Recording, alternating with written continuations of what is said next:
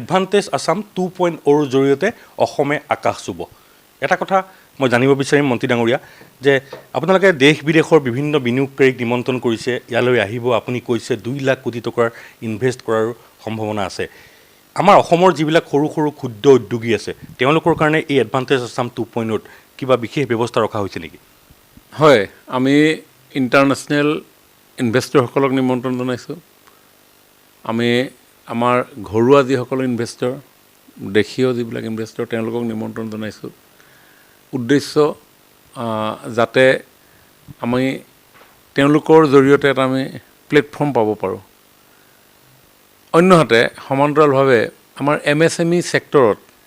যিসকল লোক জড়িত হৈ আছে যাক আমি মাইক্ৰ বুলি ক'ব পাৰোঁ যাক আমি স্মল ক'ব পাৰোঁ অসমৰ তেওঁলোককো সমান্তৰালভাৱে আমি ইনভেষ্টৰ সামিটখনৰ জৰিয়তে আমি তেওঁলোককো উৎসাহিত কৰিবৰ কাৰণে প্ৰয়াস কৰিম ডেফিনেটলি আমি ইয়াতে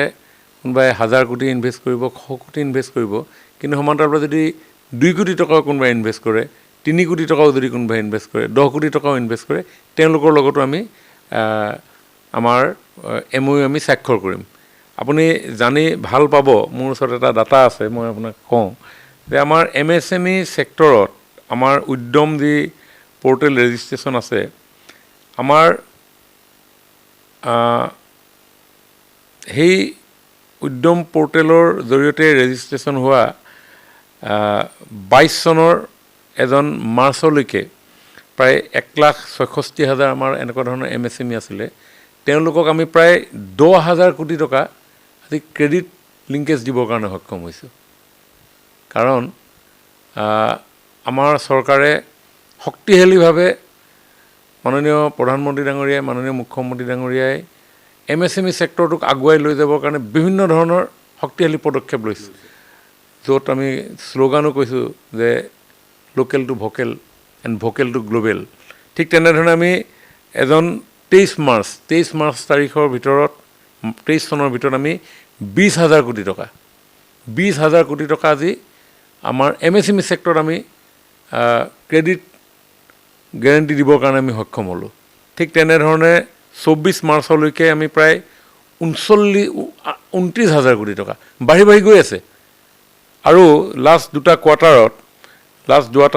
কোৱাৰ্টাৰত আমি প্ৰায় 19,000 কোটি টকা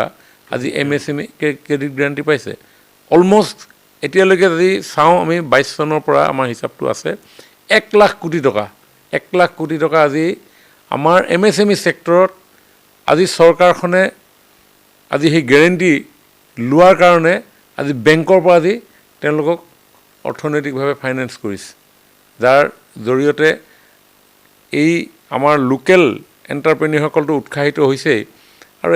এমএছএমই সেক্টৰত হিউজ আপোনাৰ এমপ্লয়মেণ্ট জেনেৰেশ্যনৰ স্কোপ থাকে গতিকে আমাৰ এই ইনভেষ্টমেণ্ট সামিটত আমি যদি একেবাৰে মাইক্ৰ লেভেলত কোনোবাই 2 কোটি টকা ইনভেষ্ট কৰিব বিচাৰে তেওঁলোকক আমি সুযোগ দিম কাৰণ এই থিমেটিক যিসমূহ সেশ্যন হ'ব B2B যিসমূহ মিট হ'ব আমাৰ উদ্দেশ্যই হৈছে two showcase the Assam as a premier destination globally. On the other hand, how to know আমি আমাৰ ইয়ং এণ্টাৰপ্ৰেনিয়ৰসকলক বহুত ষ্টাৰ্টআপ আছে এই ইয়ং এণ্টাৰপ্ৰেনিয়ৰসকলক আমি কেনেধৰণে আমাৰ অসমত তেওঁলোকে ভবাৰ ধৰণে এটা প্লেটফৰ্ম দিব পৰা যায় সেই বিষয়টো এডভান্টেজ আছে আমাৰ গতিকে আমি তেখেতসকলকো আমি আহ্বান জনাম